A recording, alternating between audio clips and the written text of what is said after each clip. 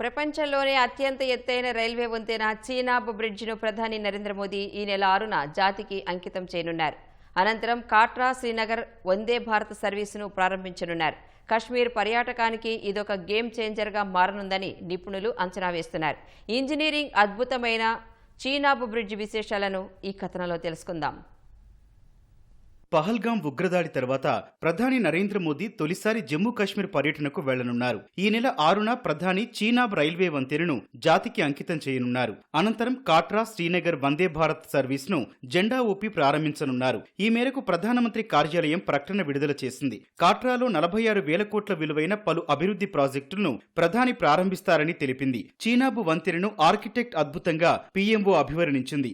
జమ్మూ శ్రీనగర్ మధ్య అనుసంధానాన్ని మరింత మెరుగుపరుస్తుందని వెల్లడించింది. నూతన వందే భారత్ సర్వీస్ ద్వారా కాట్రా శ్రీనగర్ మధ్య ప్రయాణ సమయం 3 గంటలు తగ్గుతుందని పేర్కొంది. ప్రధాని ప్రారంభించే ప్రాజెక్టుల్లో 43,780 కోట్ల రూపాయల వ్యయంతో నిర్మించిన Udhampur Srinagar Baramulla railway link project ఒకటని పీఎంఓ పేర్కొంది. కశ్మీర్ లోయను దేశంలోని ఇతర ప్రాంతాలతో ఏడాది పొడవునా అనుసంధానించేందుకు ఈ రైల్వే లింకు ప్రాజెక్టు వీలు కల్పిస్తుందని వివరించింది. తద్వారా కశ్మీర్ ముఖచిత్రం మారిపోవడంతో పాటు ఆర్థిక సామాజిక పురోగతి చోటు చేసుకుంటుందని తెలిపింది. సరిహద్దుల్లోని ప్రాంతాలకు రవాణా సౌకర్యాన్ని కల్పించేందుకు వివిధ రహదారి ప్రాజెక్టులకు ప్రధాని శంకుస్థాపన చేయడంతో పాటు ప్రారంభోత్సవాలు చేస్తారని పీఎంఓ తెలిపింది. కాట్రాలో 350 కోట్ల వ్యయంతో నిర్మించే Shri Mata Vaishno Devi institute of medical excellence కూడా ప్రధాని శంకుస్థాపన చేస్తారని వెల్లడించింది. రియాసీ జిల్లాలో నిర్మించే తొలి వైద్య కళాశాల ఇదేనని వివరించింది.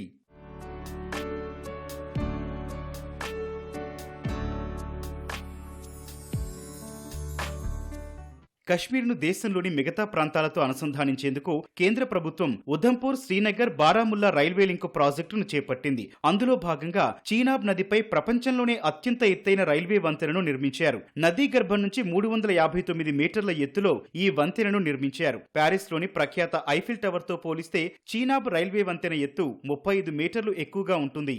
ఈ రైల్వే వంతెన నిర్మాణానికి 28,660 మెగాటన్నుల స్టీల్ ను ఉపయోగించారు. -10 డిగ్రీల సెల్సియస్ నుంచి 40 డిగ్రీల సెల్సియస్ మధ్య ఉష్ణోగ్రత నమోదైనా తట్టుకునేలా ప్రత్యేకమైన స్టీల్ ను వినియోగించారు. చీనాబ్ రైల్వే వంతెన మొత్తం పొడవు 1.31 కిలోమీటర్లు కాగా నిర్మాణానికి 1,486 కోట్ల రూపాయలు వెచ్చించారు. గంటకు 266 కిలోమీటర్ల వేగంతో గాలులు వీచినా భూకంపాలు సంభవించినా తట్టుకునేలా చీనాబ్ రైల్వే వంతెనను నిర్మించారు. దీని వెనకాల ఇంజనీరింగ్ అధికారుల దశాబ్దాల శ్రమ ఉందని అధికారులు తెలిపారు. గతేడాది ఈ వంతెనపై లోకల్ ట్రైన్ తో ట్రయల్ రన్ నిర్వహించగా ఈ ఏడాది ఆరంభంలో వందే భారత్ రైలును కూడా నడిపించారు.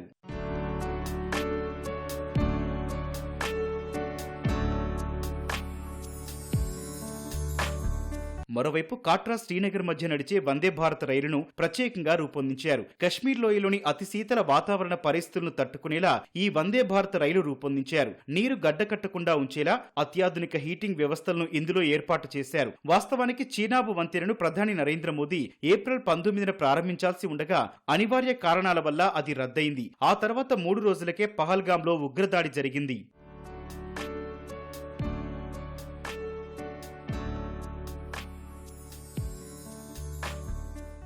Udhampur Srinagar Baramulla railway link project మొత్తం పొడవు 272 కిలోమీటర్లు. 119 కిలోమీటర్ల మేర ప్రయాణం సొరంగాల గుండా ఉంటుందని రైల్వే అధికారులు తెలిపారు. ఇందుకోసం 36 సొరంగాలను 943 వంతెనలు నిర్మించామని వెల్లడించారు. 12.77 కిలోమీటర్ల పొడవుండే T50 అనే సొరంగం దేశంలోని అతిపెద్ద టన్నెల్ అని చెప్పారు. ప్రయాణికుల రక్షణ కోసం సొరంగాలలో సీసీటీవీ కెమెరాలు అమర్చామని చెప్పారు. ప్రమాదాల సమయంలో ప్రయాణికులను తరలించేందుకు ఎస్కేప్ టన్నెల్స్ ను నిర్మించామని వెల్లడించారు.